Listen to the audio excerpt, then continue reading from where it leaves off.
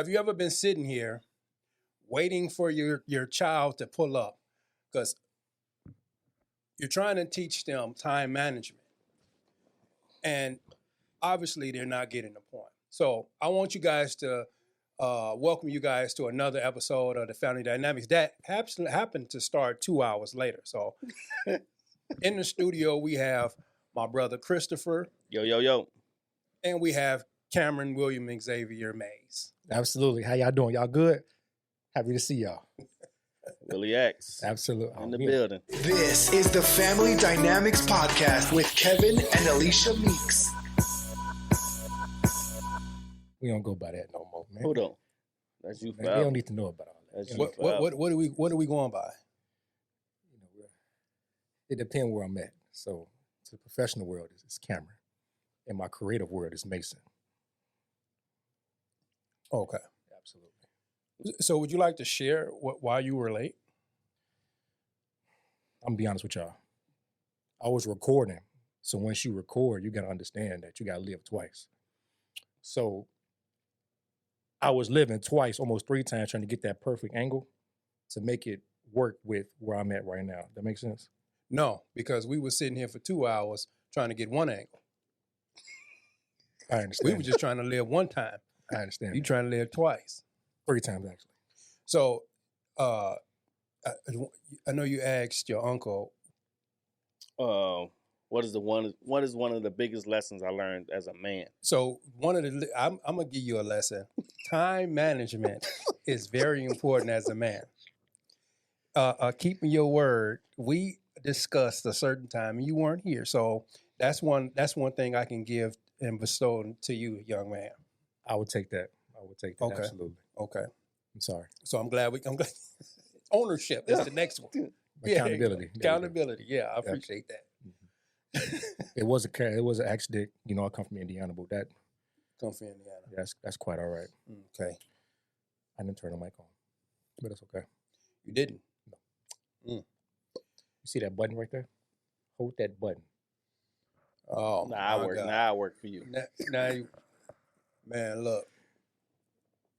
Just grab it gently. That's at the So actually, you have been in this content creation game, and this content creation, like you got this fixed for content. So what is your goal with this content, sir? My goal is to tell my story. So Tell your story. yeah, tell my Okay. story. Okay. Hold it. Tell your story now. Now he's your You guys are my media team. We're gonna make it together. Oh, okay. Nah, I'm your assistant. Oh, okay. Yeah. Nothing else. Your invoice in the mail. Believe that. Oh no. So check it out. We had just put together a trip that's gonna be coming up, and I'm extremely excited about it because we're gonna have everybody in the same room. Yeah. You talking about all 3 of my kids? We got uncles, nieces, like we gonna have nephews, like hopefully your granddaddy, daddy show up, and it's gonna be like dope. Like this is something that hadn't happened before. So when it comes to like, believe it or not, like I love family because that's something that my brother and I has experienced in the dysfunction of it. So now we older and we able to create our own dynamic. Like I think is pretty dope. What y'all think about it? I think it's gonna be pretty good. It hasn't been a situation since almost you got married. We had everybody in the same quarters of being. Did a lot of growing. Everybody did a lot of growing. A lot of things changed. So I'm excited to see what comes out of that. And this is the first time y'all gonna be like, we're gonna be on the trip with y'all adults. So like the experience is gonna be different. Yeah. Ain't no chaperone and nothing like that. You got to be in the room by a certain time. Mm-mm. So yeah, it's gonna be one of those for the books. Yeah, I'm excited about it. Cause like when we were younger, we used to get together a lot as cousins. Like when one had a birthday, we all was there. When another had a birthday, we all was there. But as we got older, Yeah. we got distant from that. Yeah. And I mean, the one thing I want is for my kids, your kids, to have that bond. Yeah. So this is it's gonna be a good step towards making it possible So or do it, starting that. but do it like now. Do it feel foreign to you to not have that? Like we used to be like at auntie crib and all of the cousins together at grandma crib all of the time. So is it like foreign to you now to see like we don't have that? Yeah, it is kind of foreign because, like I said, we grew up used to that, and then it just kind of got away from that. You know, now everybody's spaced out, and I wish we can get back to that. And but like my wife family, kind of like that. Yeah.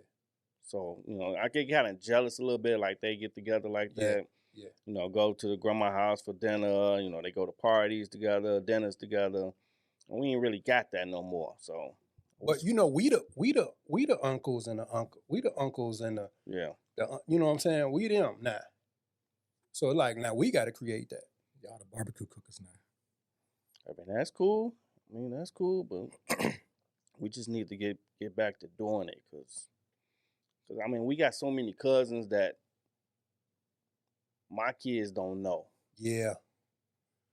Yeah. You know, like I went to a basketball game Friday with Raymond, and I'm telling Cassidy, my youngest, like that's your cousin, and that's your cousin, and that's I grew up with him, and she looking like, hmm?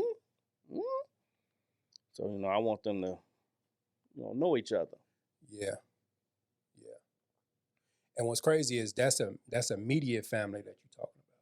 You know what I'm saying? Yeah. Like you know how you go to the barbecues and your mom or your daddy or your grandma introduce you to somebody like, I don't know these people. Yeah. Like, oh yeah, I'm your distant cousin. Like, I don't know these people. I ain't seen you since you was a baby. Like, Me? You seen me? yeah, like, ooh, you got so big. But I'm actually glad that you're excited about because in the minutia and the rigmarole of life, like y'all be having a lot of stuff going on. So I don't know if this is something y'all want to do. Yeah, look, I'm there. Passport got released, I'm there. Yeah, that's the good thing. Yeah. Yeah. I gotta renew mine, so I definitely want to get to that. But I'm definitely excited about going my first cruise.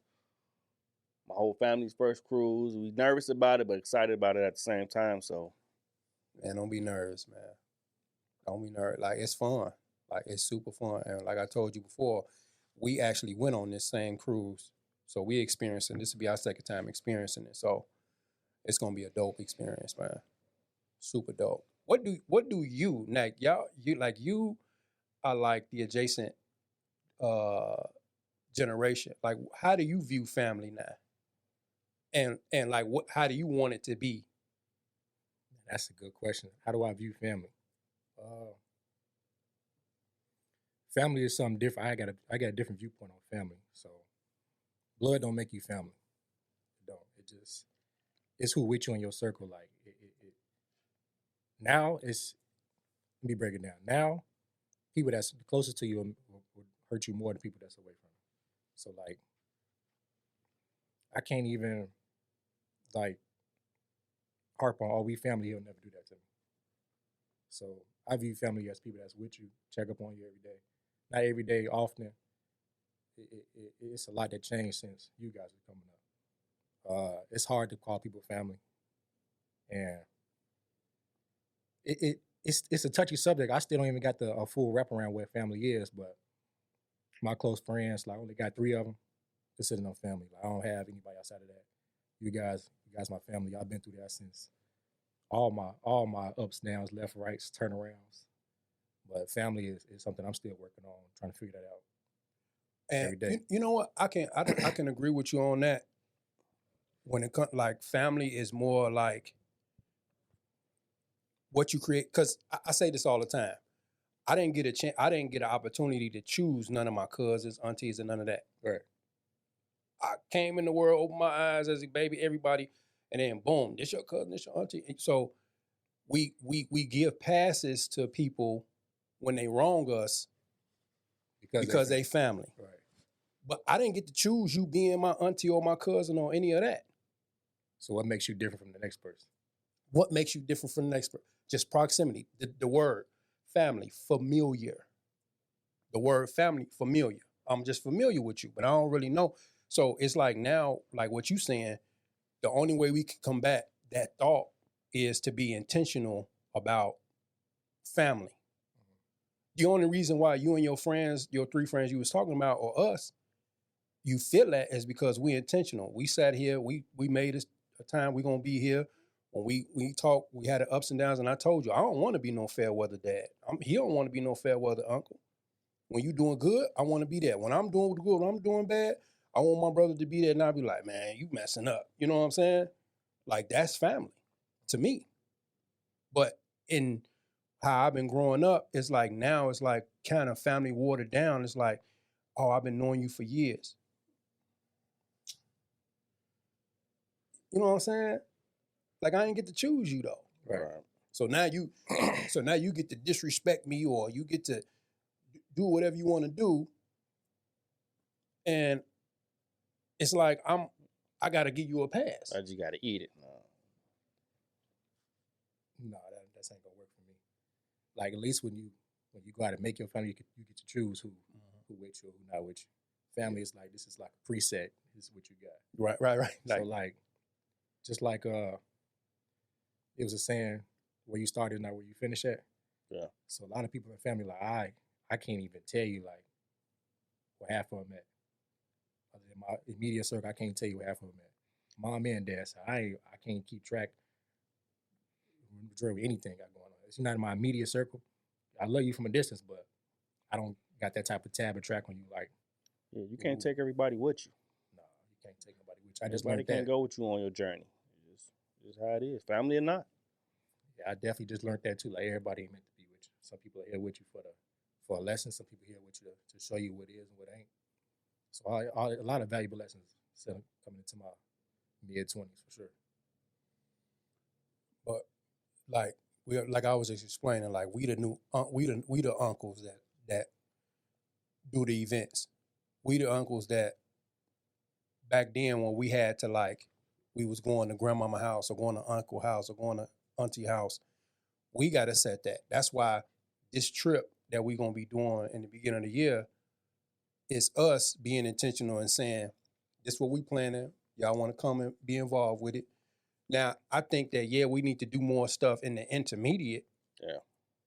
You know what I'm saying? And not, yeah, we got something planned, that's a little bit more elaborate than just going it. But I think we need to do more, be more intentional in the monthly thing. Right. You know what I'm saying?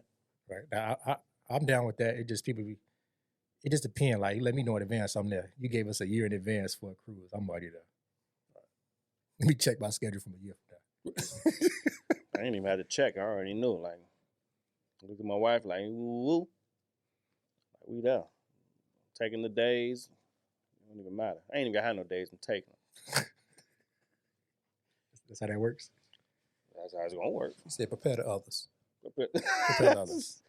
Get them ready. I work too hard. So, So this cruise. You scared of water? No, I'm not scared of water. I done been on several cruises before this one. Now, I'm not an Olympic swimmer. Me either. But there is nothing that says that we're going to be getting immersed in water at any time. Yeah. It's a lot of water. It's a lot of water, man. If you jump off into that deep blue, That's where you wanted to be at, huh? yeah. That's your choice. That is definitely your choice. Okay. Never had no issues with the cruise. Never. No seasick, no scurvy, none of that. Nope. But they got stuff you can put just in case, like Yeah, a patch or whatever. Yeah, we've had Dramamine, and I've had the patch, or you can take like some Dramamine and stuff like that. But you won't be, you won't. I can't say that because y'all never cruise, but to me, you don't even know you're on the boat until you look out. That's smooth, huh? It's smooth, bro. It's smooth. All you can eat. All you can eat. I seen they had an alcohol package on there. They do. They do. I don't drink, but I may have to get that. You on vacation? Enjoy your. It's gonna be warm out there. It's gonna be warm. Statistically, it was like 86 degrees in January. No. Yeah.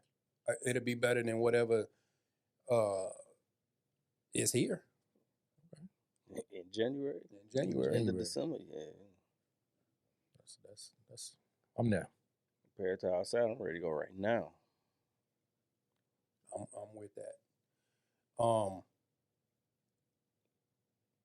What do you guys think we can do in the interim to help facilitate a more inclusive family experience?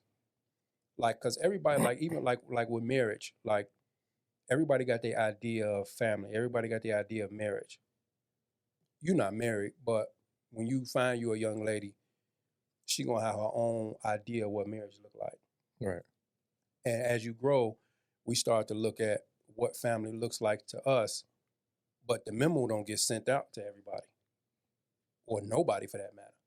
So what ends up happening, the distance happens because everybody is getting different information about family and we go on our separate ways rather than creating a more of a situation where we communicate like, I don't like when we do this. I know we've been doing X, whatever X is for so many years, but I don't like that we do it that way. I would like it to be like this.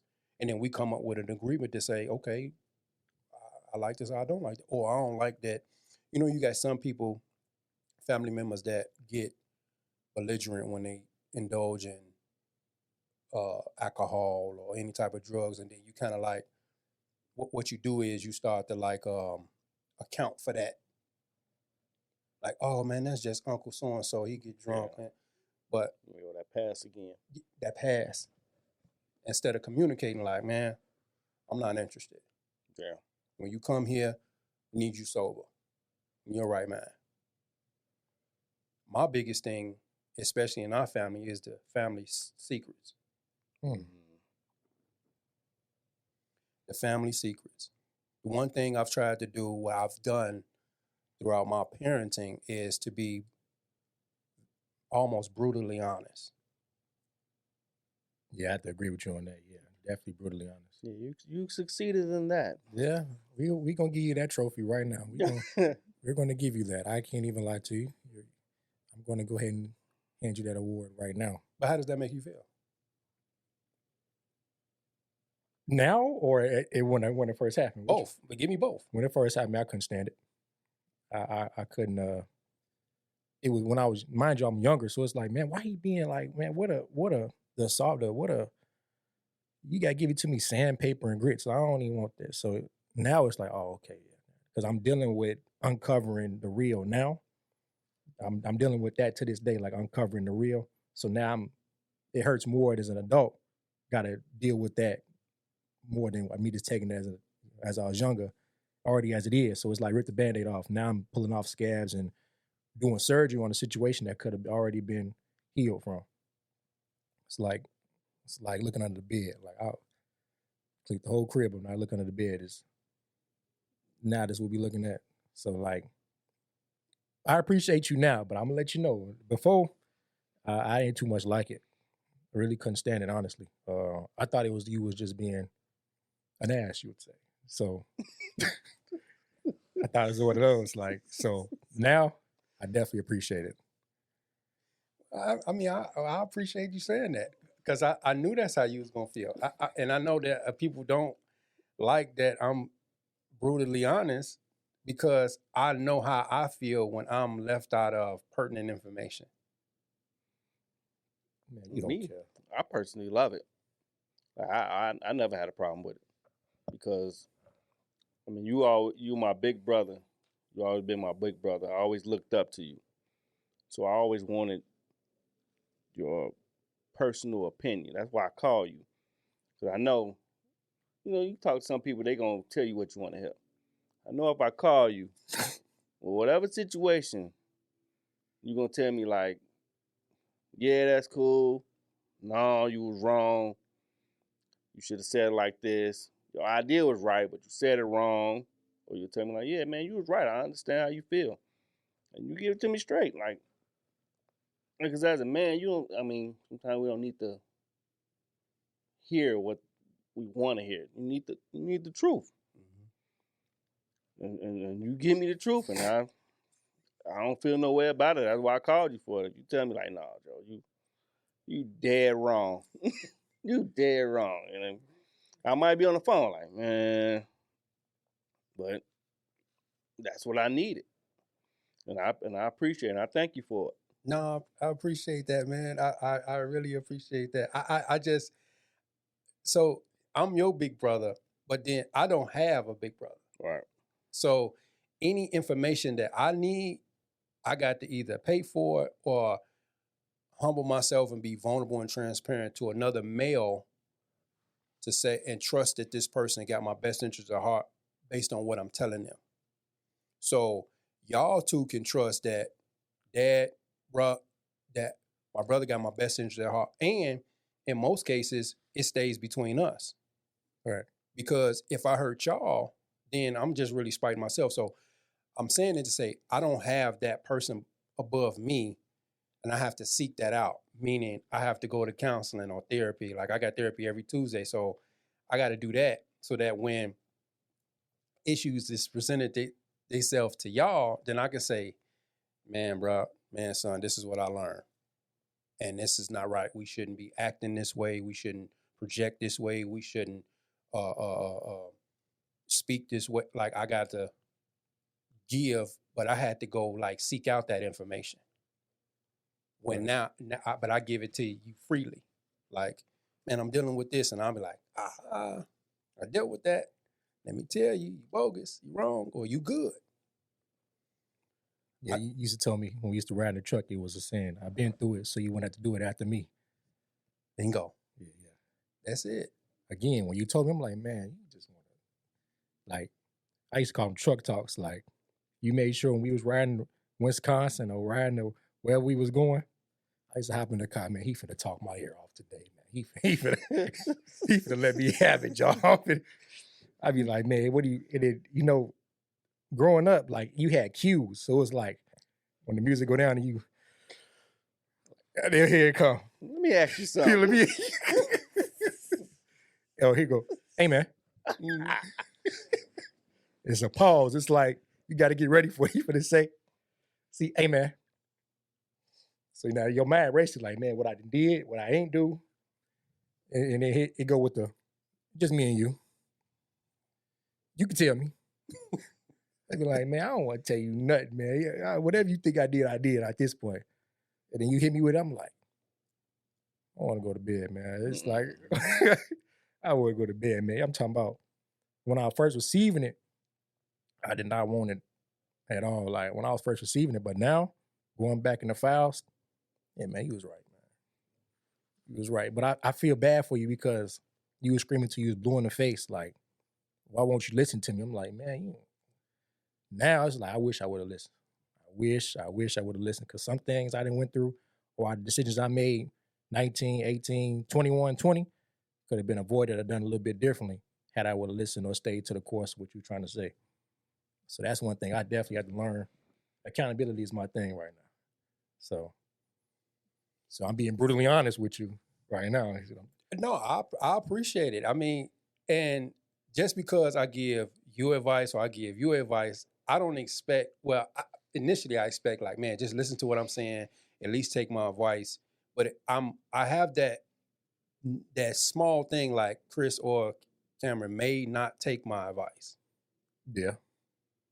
So that's where it goes back to I'm not a fair weather brother or a fair weather father. So I have that buffer like, man, this nigga ain't gonna say me. That be in the back of your mind at all times. I did it recently, very recently. I understand you. I'm sorry. Man, most stuff that I talk to y'all about, I actually messed up on. Yeah. Because sometimes they don't want you to be right. You like, man, you tell her something, you be like, He- nah, man, I mean, I don't want it to go like that. And then it go like that, and you be like, you be giving us the worst of the worst. I'm like, oh, this is what's gonna happen. I'm finna tell you what's gonna happen now. mm-hmm. And you will say something off the wall. I'll be like, it ain't right. That was back then. A few days later, ring, ring. It's exactly, if not worse, than how you gave it to us. So it's like, all right, okay. You ain't have to be right, man. You because it's worse than when you know what they told you something, and then they come like that. Man, I don't even want to talk no more because You it's don't never want to hear that. I tried to tell you. nah, now we gotta deal with that. I tried to tell you. I told you, brother. I hate to tell you, I told you so, but I ain't told want, you so. I'm sorry you went through that, but so yeah, no, I definitely appreciate it. This helps me. This right here helps me. Okay. I haven't been so open with how I felt about things. It's like the most open I've been since being alive. So this right here helped me. Everything you've done from adolescent years to now, like nothing you said went at the time. It went through one ear and out the other, but I went back and go grab it. So everything you said resonates now. Now that I'm being older and I'm an adult, it makes perfect sense. But you ain't gotta be right all the time, man. Like, I mean, I don't. My initial is not to be right. It's just to give you, like, if I can give you a head start on the thought process of something to make you better. Like that's my goal. It's not like I want to just actually be right. I want, if he bring me an issue that he thinking about or he making a decision around, I'm like, man, think of it this way. That way you have two ways of looking at it. right. Versus like, I'm like, whether, let's say if it's something you want to buy something, I'm like, no, bro, I bought that and it really don't work. Or man, I said that to my wife and that didn't go well. That way, when you go into that conversation with your lady or you go into that store and buy something, you like, man, he told me to watch out for this. You know what I'm saying? It's like the Amazon reviews when you look at a product. Exactly. You read the reviews and you be like, it ain't too good. Maybe I'm gonna try my luck. Yeah. You get it, it's exactly what they said it was. Yeah. Yeah. Nah. Yeah. Some of the times you can't even return it. So Yeah. I get that for sure. I really appreciate you for that, man. But what I'm gonna tell y'all though, on both of y'all, like I admire my brother because, and I tell him this all the time. I tell you all the time, you did it the right way. You waited till you got married and you had your first kid. You took on, your family. She had kids already, and you did that, and you like. So in some lights, some things I didn't have to say. You watch what I was going through. Was like, no, I don't want to deal with that. So I'm gonna do it this way. So I admire that you did it the right way. It's on your point. I admire the fact that you did go finish and execute going to school and finishing that. Bro, I didn't go, I went to trade school, but to go through a 4-year curriculum and to finish it and whatever you got from it, the degree from it, you got it. That's tough. I didn't do that. You 25, about to be 26 this year. You ain't got no kids. I ain't got no kids, man. So in essence, both of y'all beat the statistic of what y'all seen before you. Right.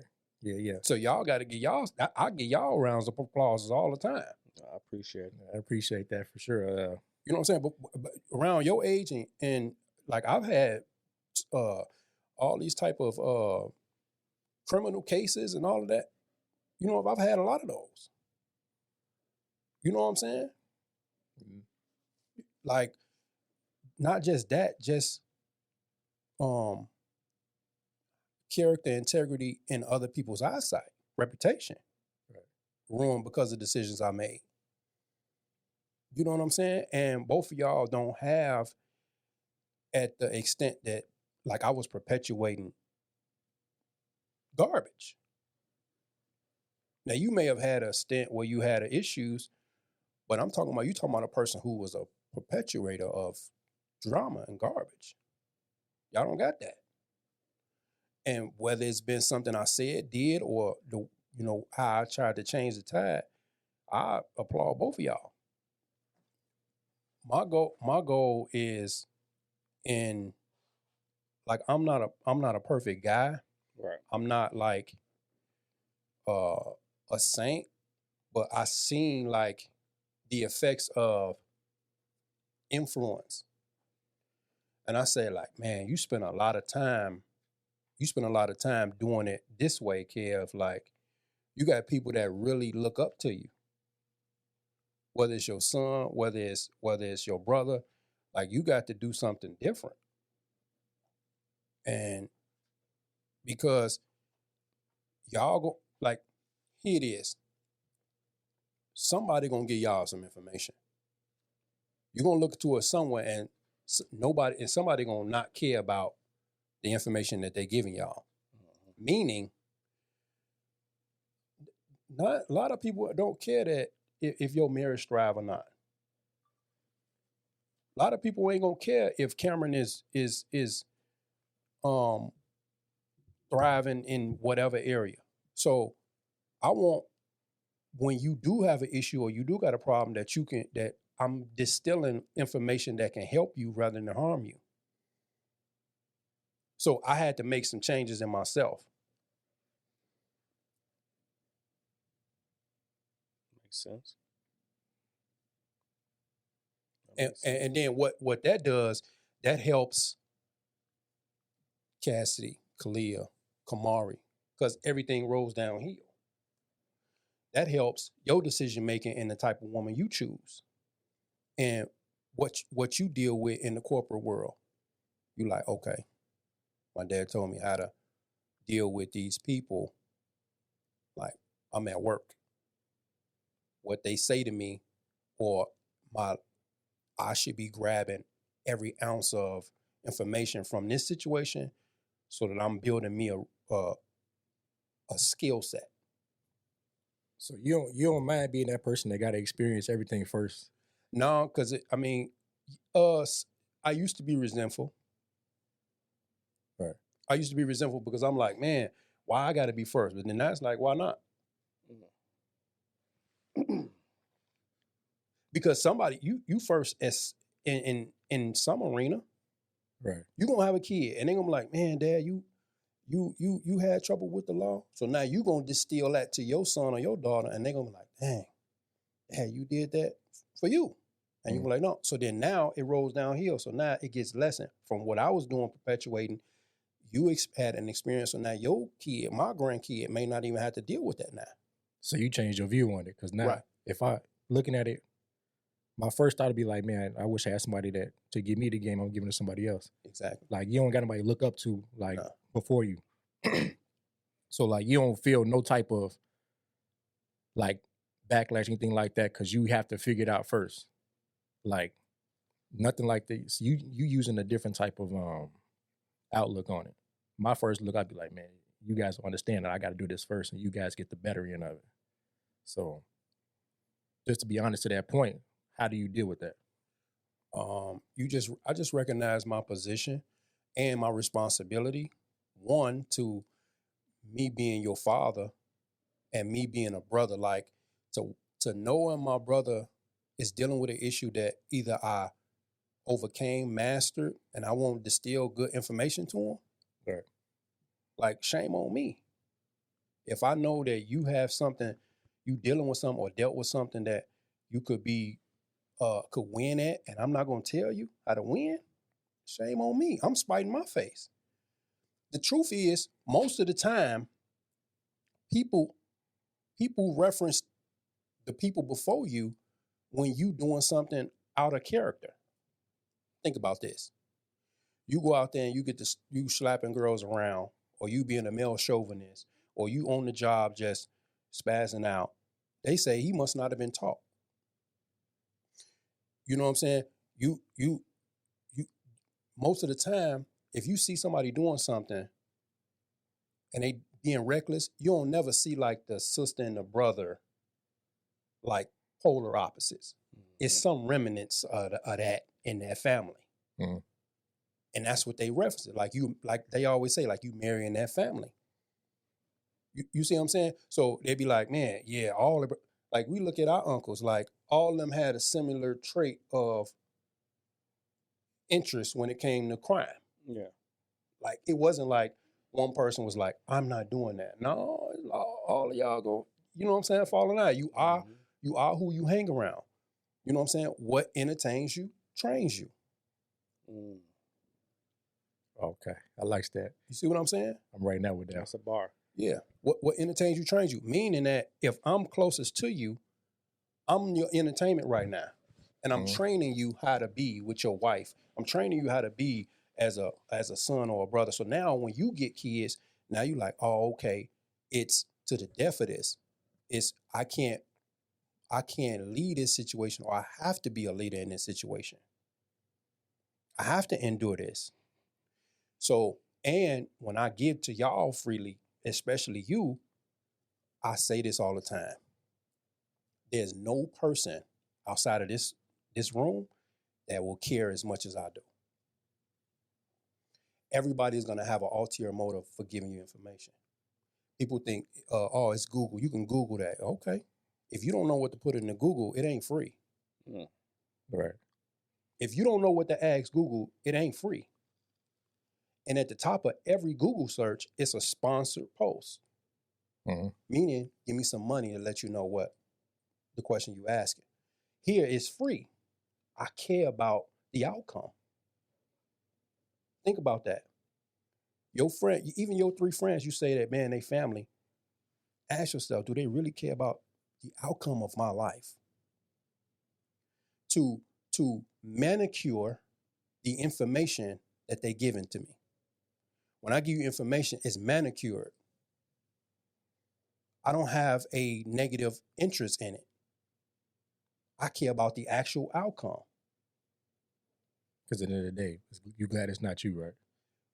And I think it's Les Brown that said that. He said, most people only care,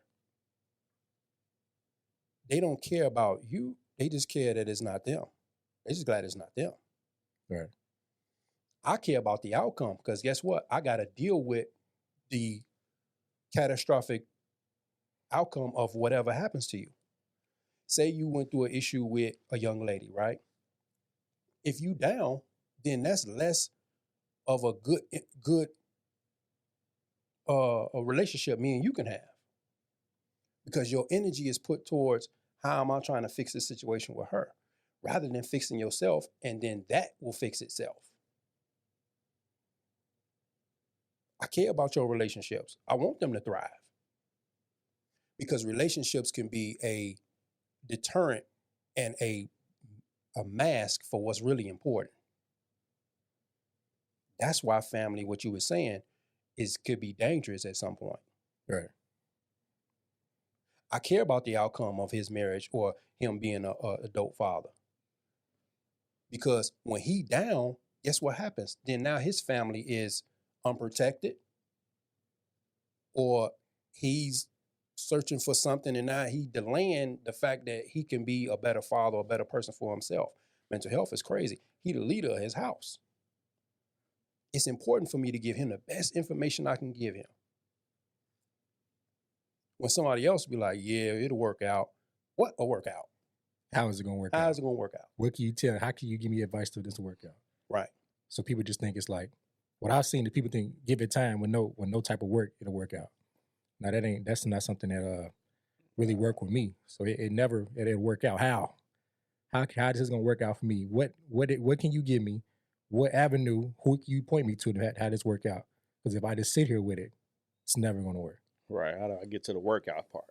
Get to the workout part. The workout part. Yeah. So I did a point in time where I was just dwelling. I was dwelling for a while and nothing changed. What I mean by nothing changed is I'm dwelling in a feeling. I'm dwelling in a situation on pause. Like I paused my whole life. Me doing that made the effects of it longer. So what I mean is me just sitting here, I'm never going through that storm. I'm never driving through that storm. I'm never walking through whatever it is that's bothering me. So I'm in it, delaying myself from getting to the points of working out, what it is we call working out. So that nobody ever wants to use the point of it'll work out, but you got to put the work in it to get out of it. You know what I'm saying?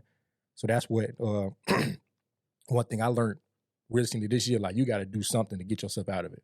If you sit, you're gonna dwell in it. You probably gonna die out at that point. So I got a question for y'all. What's that? So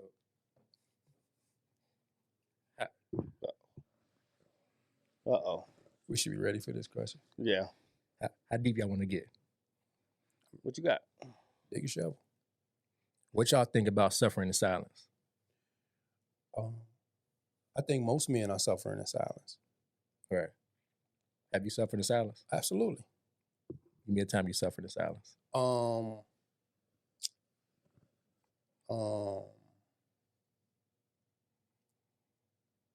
When it came to how I felt about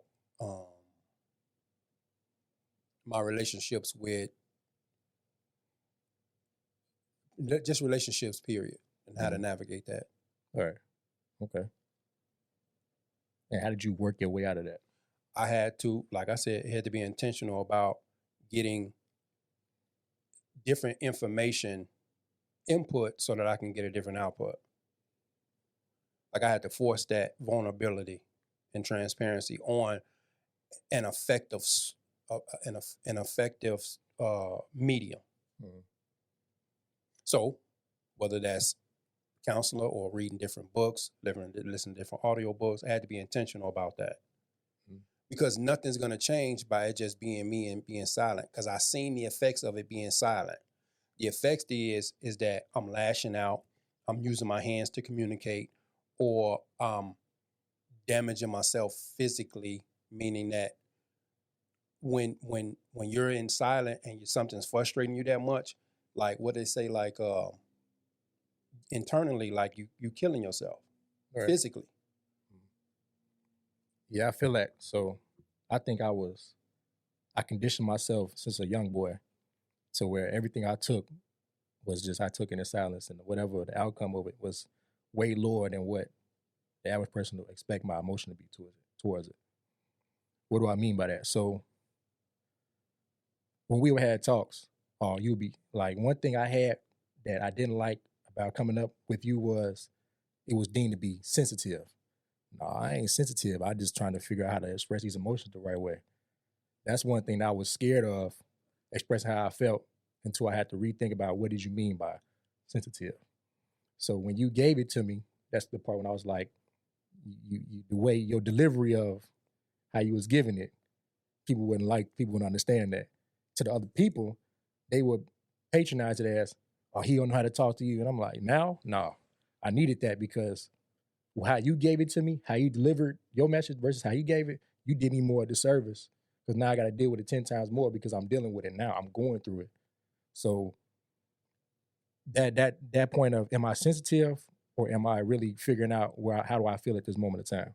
So I appreciate you for that. And the reason I asked this question was suffering in silence, something that I think I did for a very, very long time. And it took a toll on my emotions, you know? So like, to give you an example, a few years back, I was robbed. Robbed at gunpoint, had 2 barrels pointed in my head. You probably could say, can any of you guys say you had a near-death experience like that? Yes, sir. You had a near-death experience like that? Not like that, no. No. And I'm in therapy too. I go 2 times a week. I'm in therapy, so me explaining the situation of having 2 barrels pointed, one in the front, one in the back, and my emotions not kicking in, like, oh, you could possibly die in this situation. You're about to die. You could possibly this be your last day. It didn't kick in like that. It was, oh, this is what it is. No hiding, nothing like that. I gave him the keys, and it was just, once I realized they were driving off my vehicle, I didn't cry. The person I was with was crying. Yet still, my emotions towards what just happened still never registered. They were crying, I comfort them. First person I called wasn't the police. Wasn't even my mama. First person I called was the insurance company. So stuff like that is like, am I okay? Am I dealing with what I'm going through the right way? Do I know how to articulate my feelings to myself? So now I took all that emotion, that trauma of near-death experience. A lot of people can't say they went through a near-death experience. It's not a flex. I'm not the toughest guy. I'm not claiming to be the toughest guy, but stuff like that, just to be able to say, like, I didn't, no tears were shed through that. It was always trying to solve the problem. Like, how do I get my car back? How do I get this back? I'm thinking about the losses, not the loss of myself. And that was alarming to me. Like, out of everything that could be replaced, I'm not thinking about myself. That whole day, I'm buying new phones, all that. And I never stopped to be like, you could have been here for this. I'm talking about loaded. Like, you know how the pistols be having the lever, let you know like one is in the chamber? Looking directly at that. Like, this isn't for play. Like, I'm looking at the clip up. Never to this. It hit me recently, like a few months ago, like I could have been gone. I called you that day, and I remember I called you that day. It was just casual. Hey, yeah, I got robbed. Remember that? Me being selfish, I didn't understand how that would have made you feel. Oh yeah, I got robbed. It's down the third. I gotta go. Remember that night? Yeah, I do. So I didn't give you the chance to articulate how you felt. So I left the phone. I left the call with you, and left you with that bombshell. Like, my son could have been gone. So once I apologize for that, but this is more like me coming to realization, like I had some real deal fixing going on to myself just to be able to be where I am today.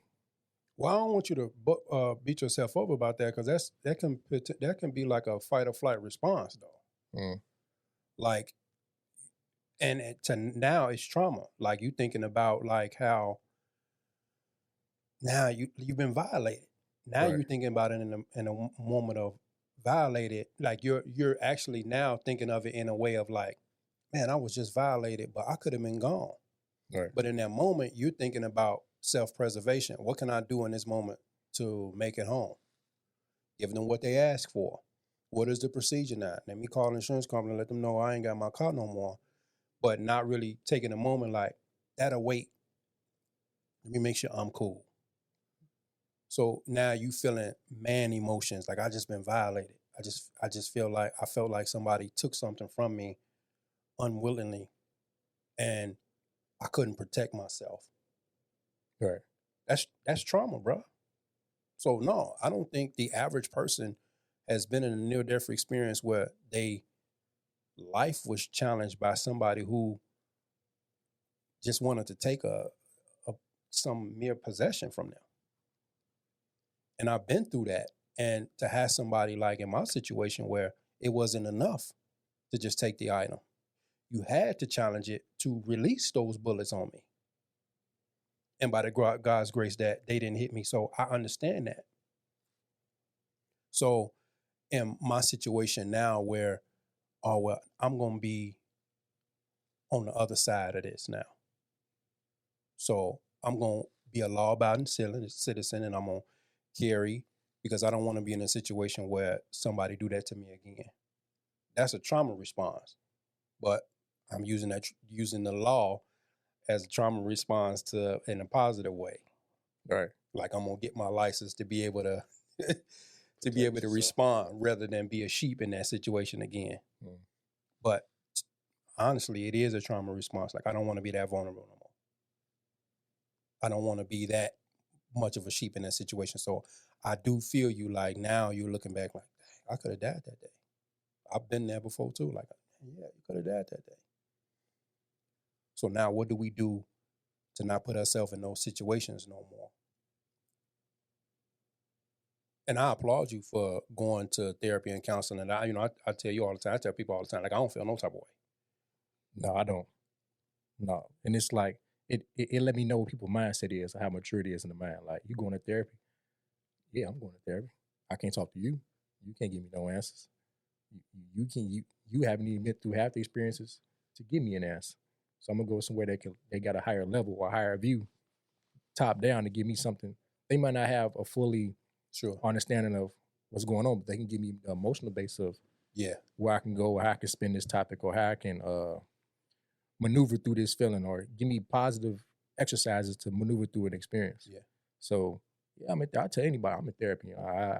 And this therapy it's so serious to me. I cut off anything. I gotta go to therapy. Yeah, me too. No. I get up with you when I'm done. Like this is serious. This is for me. Like, nobody else but me. So I when I first got into it, I thought it was you couldn't sustain yourself to organize your own emotions. But now it's like, oh no, I need this, because you're not judging me.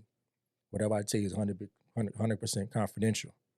And that was one thing with family, I never understood. I'll tell you something, and by the end of the week, everybody knows. Yeah, I don't like that. By the end of, and it's like I only told you in confidence. So now in another situation, I can't come to you. So now you broke our trust. Now you changed the dynamic of our relationship because now somebody I didn't want to know, or somebody I don't talk to, or anything like that, or it's a topic of discussion for a phone call, what I went through. So that therapy is my number one route for my own self-preservation. Therapy big, boy. As I be telling my bro all the time, like, bro, I look forward to my sessions, bro. Highlight of the day. Man, I be looking forward to my sessions, meaning like I can't wait to get to my sessions because it's so much stuff that be happening in an average day that I need to iron out, like, emotionally, bro. We the captain of the ships. How much more ironing out do you think the captain need? Like, if they say the captain got to go down with the ship, at least he can be prepared mentally, because especially when you're dealing with women, their emotions is all over the place. Mm-hmm. So how I'm gonna navigate that, and not, and I'm learning through counseling, like, that's not your portion. I'm just supposed to be the listener and have a solution for the problem at hand. But outside of that, not absorbing someone else's issues too. Right. Yeah. We all go to work and, you see people get unhinged. Why am I getting unhinged about what you projecting on me? That's how you feel. And you just regurgitating, like God say, from the heart, the mouth speak. That was in your heart. Right. Why am I absorbing something that's you? You did that. That ain't mine. Right. Yeah. You work. You at work. You're a manager. Yeah. Somebody mad at you because you're a manager, but the truth is you were late. Why am I going to absorb the fact that you upset when you the one that late? I didn't do that. Yeah, that go with accountability. A lot of things. I manage over 300 people per day, and you will see I manage from anywhere from 18 to 70-year-olds. That having a real wide spectrum of people and emotions. You will know that people that have the emotional intelligence, people that have the maturity level, and you'll see it in different forms of fashion. So say a situation is you late. I got to reprimand you for that. There's no accountability. You're mad you got caught. You're not mad that this is your you negative hours. You mad that I had to come say something to you. You knew before you walked up to me that you were, you knew this. And it's like, I look back to myself like, man, I see. Well, I'm getting mad because I'm getting caught up. I'm like, no. You knew before you walked on this floor, you was in the wrong. Yeah. So when I had to come tell you about your wrong, now you lashing out on me. And they come to me. This is why I need therapy. I need it because I have to have that emotional barrier in myself. I had that emotional strength in myself to be able to, you're just doing X, Y, Z. I have to keep myself at a composed state. Regardless, you can assault me.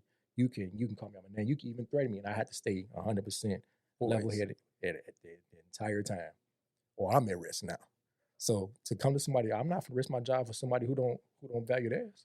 Right. No, I'm not going to do that. Why would I do that? So I'll go in the car and go blow off steam real quick. But as in this right moment, it's vital that I have myself in check at all times, because these people will try you, and it's like they want you to go down with them. I've seen that too. Like, they want you to suffer with them. That's what people that's in general. I'm sorry. They going through something. They going to put you through something to make you feel the same way they did. Yeah, like you said, take you down with them. I'm not sinking in your ship. No. I just got me a boat to make me a yacht. You know what I'm saying? Yeah. So as I'm building this boat up, I can't let no high tides or anything come through to jeopardize what I got going on.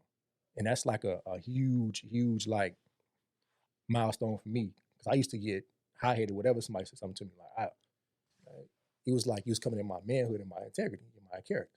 So I wish that, I wish somebody would say something to me. No, that ain't, because they will. They will. They will. Like, what's stopping me from saying something to me? I'm just a regular person. I see what you're saying. Yeah, they will. They will. So what's stopping you from saying, wow, I'll do X, Y, Z to you? Nothing. You don't owe, to a regular person, you give respect and you receive it, right? So if we never met each other, there's nothing there that gives us respect for each other. So why would I say I wish you would? You very so much will. Like, To me, like just might. you just might. You know what I'm saying? Y'all get what I'm saying? So in a day-to-day basis, anywhere like that, you got to understand, like you got to keep yourself at a calm state at all times. So that's just a little. And it goes back to what y'all was talking about the cruise that we're gonna go on, because y'all never been on cruises, bruh. If the analogy of the cruise ship, right, it's in water. It's more the water. If you take the water as negativity and the boat as you being you, y'all gonna experience the cruise and y'all gonna have an amazing time, as long as the water don't get inside the boat. Yeah. You know what I'm saying? Like if you let the negativity get inside the boat, then you sink. Now you're gonna become just like them, because the boat gonna sink. We all are one now. So now I'm like, don't let the outside in. Right. How I feel about myself should be the only thing that matter. What somebody say to me, cuss me out, bro. We drive every day. How many people cuss us out, flip us off, all kind of stuff, bro? That was you woke up on the wrong side or whatever's going on with you, and you just want to project on me, bro. Yeah. Okay, so you go that way. So what about people that's close to your heart? So now it's a difference. Now people, you probably never see that person again, or you never deal with them again. I see where you're going with that. Or you may deal with them from a distance. Like at that point, we get to this level and then we're done. But we get to people that's like close to your heart. How do you deal with that? People that know they can get under that level of composure. It's a way. So how do you deal with that? What do you do? Because I'm still figuring that out about myself. Well, yeah, I see what you're saying. So there's a scripture where it says, when it comes to marriage, like deal with your wife with knowledge. Mm-hmm.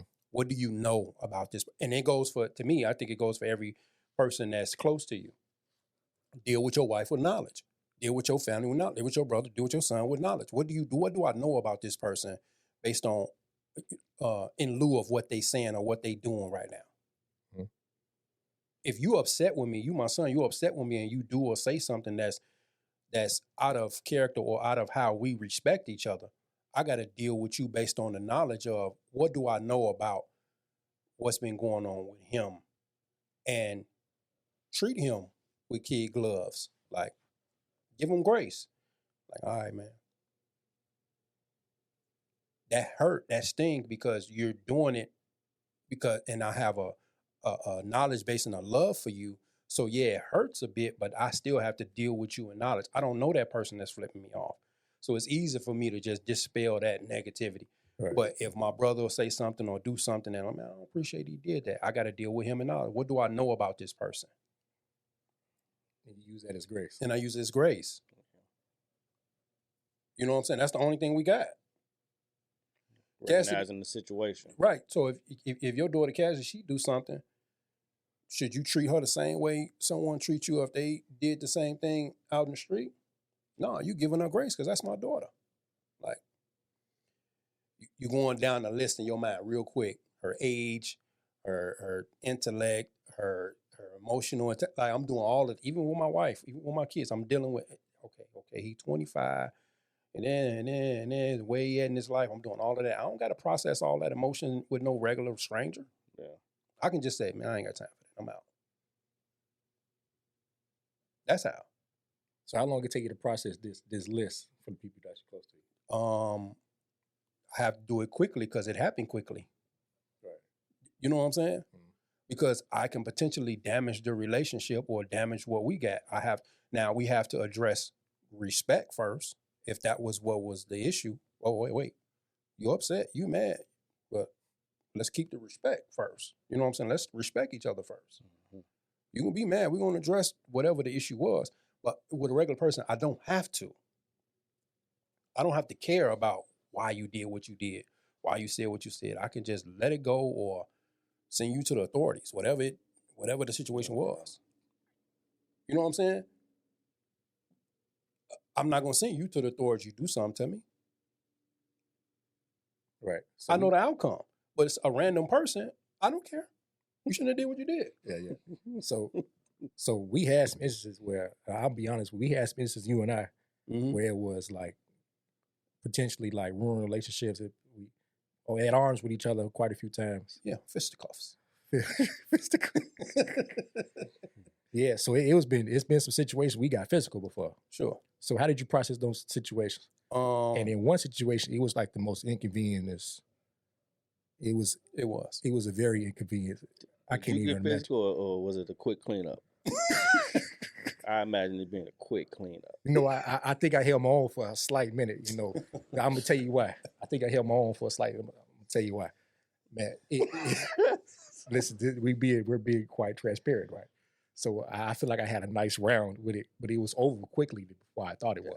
So as I'm stepping out the vehicle, giving my first, I got him, but he didn't move. I was moved by another person, and nothing from that point I understood. Like, how did I end up down here and he didn't move? So from what happened, I had a good go. You know, for that, that would make you feel good. But no. anyway. Yeah. Not saying, but that's you weren't there at the situation.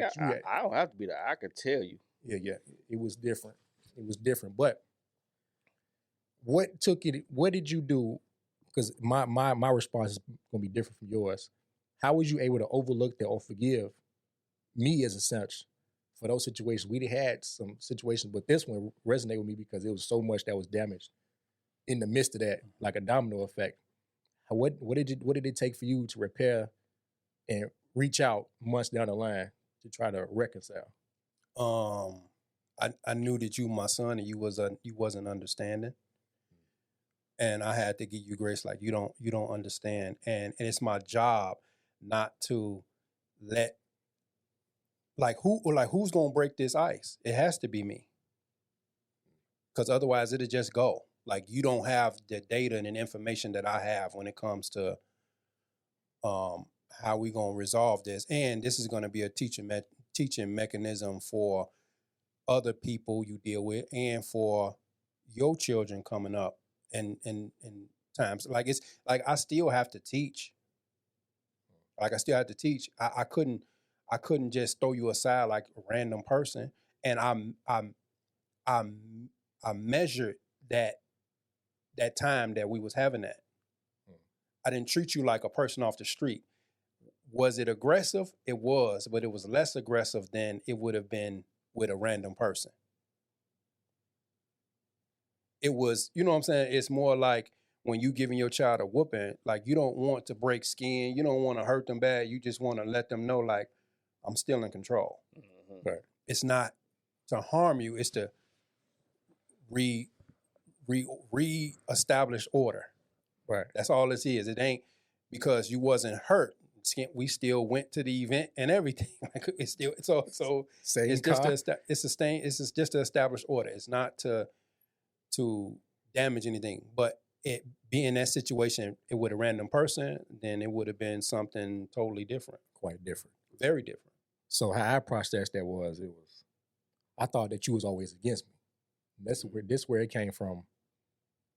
I had so many inputs into what I was thinking. It was never what my own personal thought was. I was a very input person. Like what you give me, what my other side would give me, what you would give me, it was whatever that, to make a formulated sense, was what my output was. So he's too aggressive, or he don't never do X, Y, and Z. And I'm taking that as, because I don't know where to stand on. I'm not standing on my own 10 yet. So whatever I'm thinking as family, you're gonna give me the best insight because you don't want to see me go left. When I quickly realized that it was more emotion based off to make you look bad, to make you look bad, to make you both look bad, anybody on the other side of this spectrum look bad. I had to understand very quickly that emotions ran a lot of things in my life. So that situation, it went on for so long, I didn't know what to say. And like, what could I say? I'm a call. It was pride. It was ego. It was hurt. It was concern. All these things mixed up. Like, what am I supposed to say to this man? Like, I feel like it was broken. Like, it was situation. Like, what can I say to this situation to make this better? There's nothing. It had to be an actionable thing. So when you called me, I'll never forget, I was just leaving class, and you called me like nothing happened. And I'm like, I'm on the other side of the phone, like, is this a joke or something? Like, we talked for 45 minutes that day. leaving class. Like, but it never came up as situation happened. So then, but best believe this is the part that gets you. 2 days go past. Hey man, what you think about what this you saw it? What you think about situation that happened a couple months ago? I'm like, oh yeah, he got me. He got me. So when I was, and at that point, I couldn't even give it to him straight any. I couldn't give him the full, because I still didn't know what was happening. I still didn't understand like what just happened or how am I feeling? Because I'm getting into how I'm feeling now. So to even imagine what you were going through with me, it's like, man, I gotta give you applause because I still don't know how you dealt with that situation. All I knew was basically you could say fight or flight in that situation. Oh, I'm right and wrong, and this input over here, like making it more as to how I was right in this situation. I was 100% wrong. You know, I always wanted to, like, my job is to prepare you for the world that you're gonna be in, not for the world that somebody else have the idea of. I know what you're actually going to deal with because I actually dealt with it, and I'm dealing with it. I'm dealing with people. I'm dealing with the opposite. I'm dealing with the opposite. I'm dealing with men. How do I handle my son in the world he's going to be in? So it may seem aggressive to people who's with you, whether it's your mom, grandpa, or whoever, grandma. Like, to them, it seems some way, but I'm preparing you for the world you're actually going to be in, and when I make that call initially, I have to say to myself, treat him like a man. I can't call, your antennas is already up there, because you remember the last time we was interacting, it was physical. So you already on guard. So it's my job to diffuse the situation. And now you won't take that into your relationships. Like, I had to diffuse the situation before I can establish like right or wrong. Mm-hmm.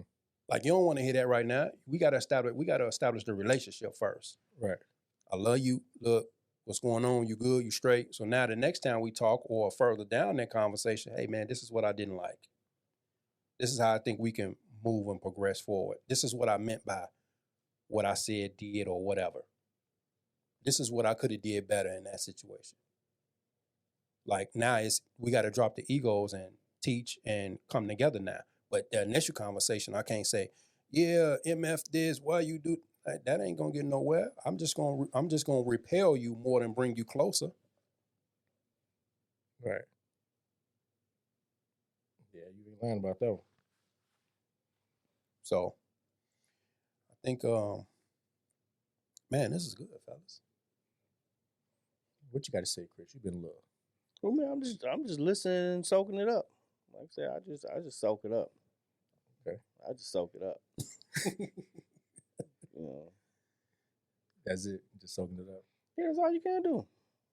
That's all you can. That's how I learn. That's it. Yeah, we can go for hours, man.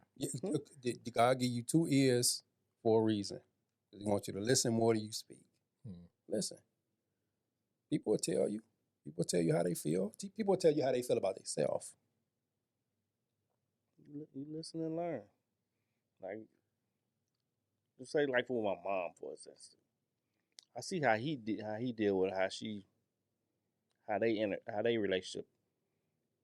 So I know how to deal with her. Mm-hmm. I know how to deal with it, so I don't go through what he go through with. You know, so just watch with his kids. Well, not even him, just anybody. I see how they deal with their kids. Or see, I got girls. See, my father-in-law. I watch how he deal with. He got a lot of girls. Mm-hmm. Watch how he deal with them. And I see the success he have with them, so I know how to approach it. Or the failure, so I know how to approach it. I ain't the most expressive. Sometimes that's what I don't like about myself. I'm not the most expressive. I'll walk off. My wife will tell you, it's gonna take a lot to get me to go there. So, and I don't like that I'm not expressive like that. She tell me something like, you ain't got no emotion. Like, I got them. It's just, like, you don't get mad. Like, for what? Think about going to therapy? I mean, I don't know. It's free with your insurance. Free with my insurance. Free with your insurance. I don't know. I might. That's just me. Like I don't know. Like, I wish I had your style too when it comes to stuff like that, I man. don't get mad because some stuff like if I get mad, what's gonna change about it? That's good. That's good. If you get mad, nothing's going to change about it. That is true. That is correct. If you lash out, the change of the outcome could be you in handcuffs. That is correct. That too. But sometimes I don't like though. When I do get mad, it's I'm finna break a door. It all comes out. So I don't like that either. But I don't really get mad, man. Sometimes it's pointless. I don't like giving people that energy. Right. You right. Like I don't want them to have that control on me that you can get me to go there. Mm-hmm. That's good. Like I don't. So depending on what it is, I eat it. I see what it is. I see how you is, and I might not even deal with you no more.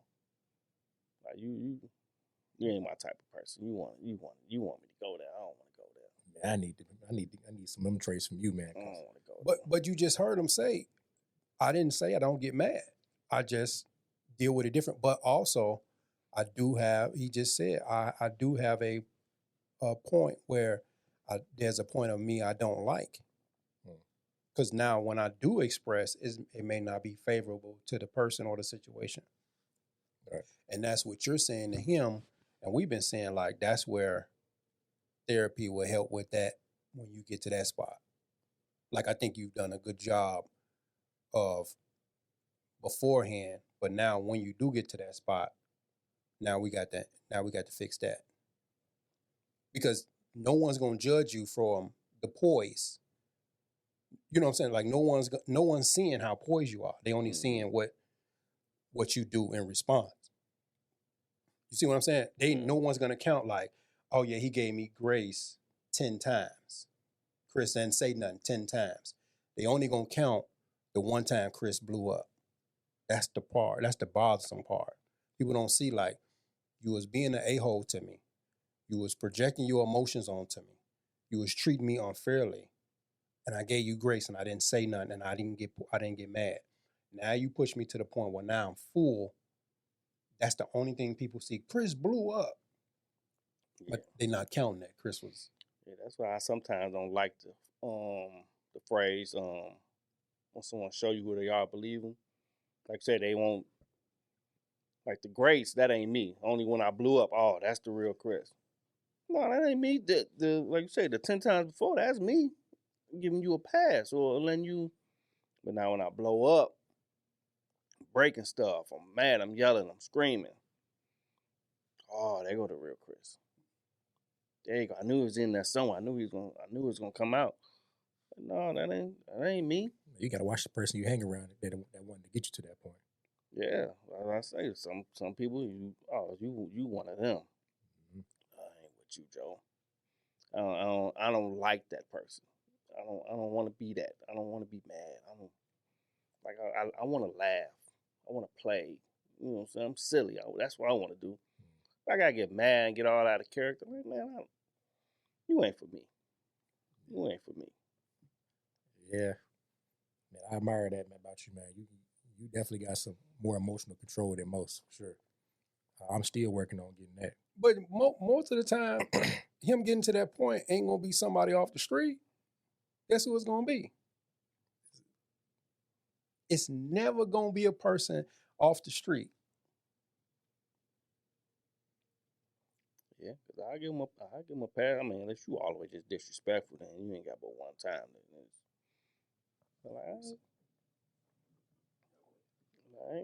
I ain't got time. I ain't too much energy.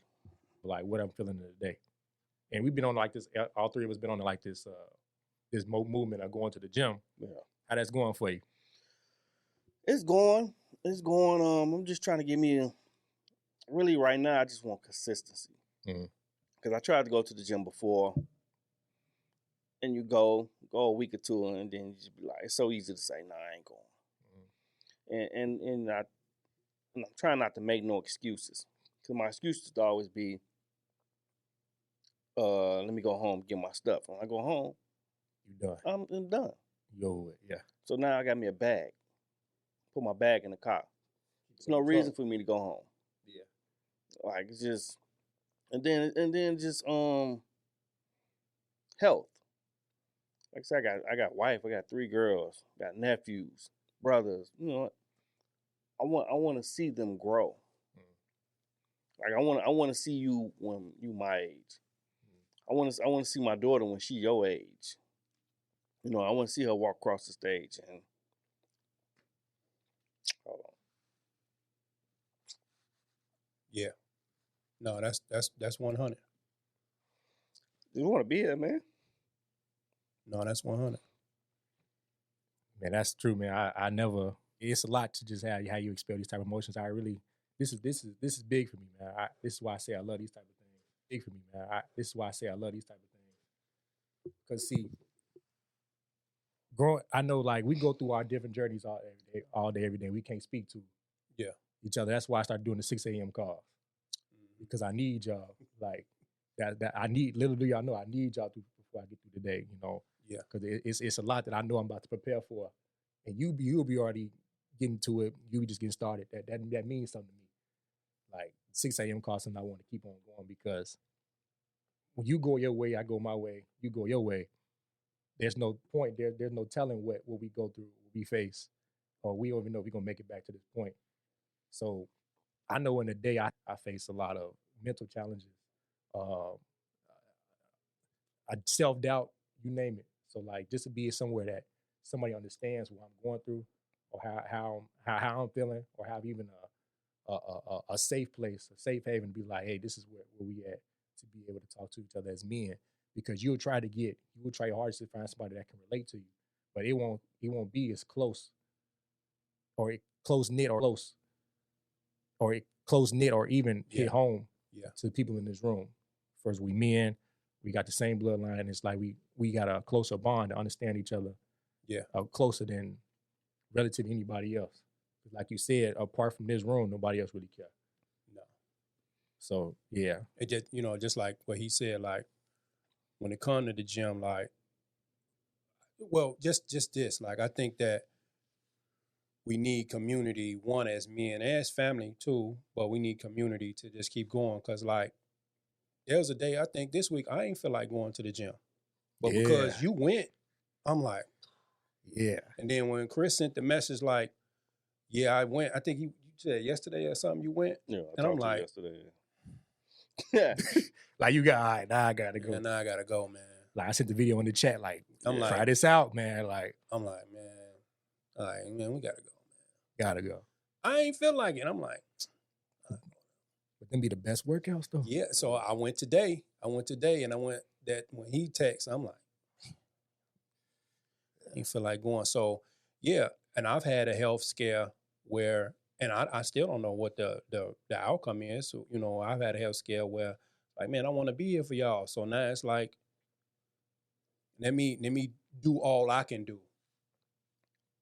You know what I'm saying? Instead of, you know, there's people that leave here and you be like, man, you could have did something, man. Right. You know what I'm saying? Yeah. Like you left for hypertension or you left for diabetes. Like you ain't no point you was like, nah, I'm gonna get this up. Nah, I'm gonna stop smoking. Nah, I'm gonna stop drinking. Like you ain't wanna just stop for your people. You ain't wanna get better. It's people that's looking for you. So yeah, I wanna be better for not only for y'all, but for me too. Right. Quality of life. And yeah, I appreciate the 6 a.m. calls. You know, I'll be already rolling, but it's the community. You know what I'm saying? Just I appreciate them too. Because at first, it was a little annoying. Like, man, I was doing Monday, Tuesday, Wednesday. Like, oh, yeah. But now you look forward to them. Like, I'm happy to talk to y'all. Like, Like, here you go. Start a FaceTime call. You already ready. Like, what y'all got going on? You know? Like, man, like, what y'all got going on? You know? Like, man, where you go, man, with this? You know, it's a bright of the day. Yeah. That's why I'm like, man, it started like, man, I know he up. He's still up. I'm still up. I'm up. I said, there's no reason. Everybody in the car, the truck, there's no reason. Oop, how y'all fellas doing? So it helped me. I was going through a real dark time, so it helped me. It gave me like a sense of comfort. Yeah. You know what I'm saying? So back to the gym point, I was on the phone with Chris earlier today. He was like, we set him up. Huh? Yeah. Same that I told Oh man, you Yeah. talking about them dips. Yeah, man. He went down there. He said he went down, locked his arms. He went down for one. Money. Yeah. Go down one more time. Oh, no. you. Yeah, I went down for that second. I was like, Yeah. hold on. Nah, Came back up for that third. mm-mm. No, hold on. Break. Break. See, Right. I don't know how you doing. I don't know. I still ain't busting them out yet. So I got the pull-ups. That's my thing. I'll pull up. Me dipping. Bro, I'm doing assisted pull-ups now, man. Ah, man. Okay, so we all got a different type of. Yeah, I can do 12 in a row of the dips, but them pull-ups, bro, I got to use the system machine now. The system machine, because you in Planet Fitness, so you know Yeah. they got you put the knees on it and you put how much weight you want to take off. No, So got that. so say I'm 220, 230, I can say, man, okay, cool. Let me not try to pull up 230. Let me take off 60 pounds. So now I'm pulling up 170. Nah, man, I'm pulling the whole. See, I got just the older one. Yeah, but you slimmer than us. It don't make no difference. It's Yeah, still hard. It's, You try to pull up 200 and some pounds. it's still hard. Now, like next week, I'm gonna start putting a weight belt on. See what I'm saying? No, I just got to get consistent with trying to do them. No, nah, man.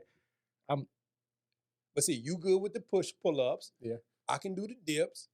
I mean, I don't know what you probably be doing good on the treadmill, bro. I can't do it. No, I stay away from the treadmill and I stand ain't been master. on the treadmill. I've normally been doing before I started doing the dips and the pull-ups, like the lat pull down, the chest press. Yeah. Try to get on the plec fly. Yeah. You know, whatever the ones when you Shoulder press. machine- Oh, yeah, shoulder yeah. press. Shoulder press. So I've been trying to just doing that, just trying to just get something going. Y'all seen any results yet? What? Yes, sir. You saying that wife beat look a little different? I feel Yeah. I feel the results before I see them. Like Yeah. you feel better. I mean, you just feel good. Right. First, it wasn't nothing physical. It was more like, man, I did it. I did it. You know what I'm Hardest party saying? started, man. That was what was big for me. Like, oh, okay, I did it. I did go to the gym. Yeah. You know what I'm saying? I've been going. Yeah.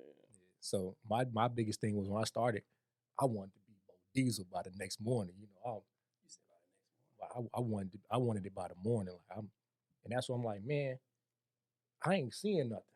And the one thing that killed me was you be on Instagram, you see all these guys buffed up, ripped. I be like, and they'll tell you, oh, it only took a month to get to X, Y, Z.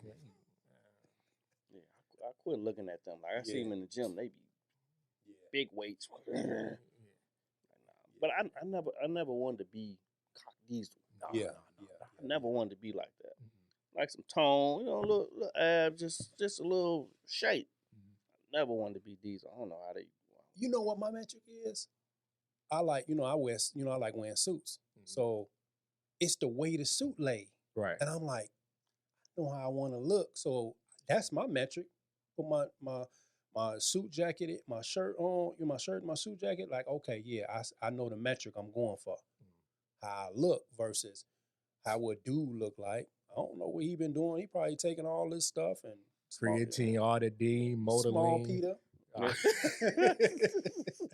You name it, man. I had a conversation with a guy in the gym because he saw me when I first started back in August. And I seen him again like a few weeks ago. He's like, man, what you been doing? What you take? What I take? Yeah. Like, you on the shot? No, I ain't on the shot. No. What's the shot? He's like, oh, if you don't know about the shot, you don't know about the shot. I'm like, okay. He said, you want any pills, anything? Like, no. I'm not on Creatine and all of that. So I was like, no, only thing I take is whey protein. Like, I take that because I when I didn't, I'll go work out and I'll be hurt the next morning. Can't lift my arms. So I do the whey protein. Creatine, I don't use that because it'll go anywhere. Like, it'll bloat you up or it'll put you in a situation where you heavier. I ain't never took it. No. So if you taking that creatine, you got to be in the gym at least 4 to 5 times a week. Yeah, I ain't got time for that. You got to be in there. Because I never like taking stuff. Like I don't like taking pills. Either. Yeah. My headache got to be bad for me to pop an Advil. Man, Yeah. for real. I don't really believe in it, but the protein, I have me a nice protein shake or a protein bar because I know I'm not consuming 40 grams of protein a day. I know I'm just not doing it. Yeah. So I do that, and I notice like, yeah, I can go. My recovery rate is way faster than, I can't lift my arms next day, so I'm back in it. I'm doing the same exercise 2 times in a row. That's why I measure that. Yeah. But back to the guy, like he was toothpick when I first seen him in August. Man, I'm talking about everything. I'm like, man, he got everything. He consumes 6,000 calories a day. And I'm like, 6,000. I ain't counting no calories. I can't doing none count of that. calories, man. I'm talking But about you know, my wife, she cooked pretty good, and she have it nice and balanced with the protein and the vegetables and all of that stuff. So I might not get enough, but I'm getting some. Yeah, that's the only thing I want to do is I like food, man. I like food. So, but I mean, I do want to do better with my diet. Like he know I hate salad, but I'll eat it. Yeah, but you struggling through it though. Just to so it can do whatever it is that it's supposed to do. He ain't even doing it for the enjoyment. He just say. Thank you for listening to another episode of the Family Dynamics Podcast with Kevin and Alicia Meeks. Thank you, guys. Please like, subscribe, and comment. And don't forget to follow us on social media at The Family Dynamics. We'll see y'all in a minute. Bye.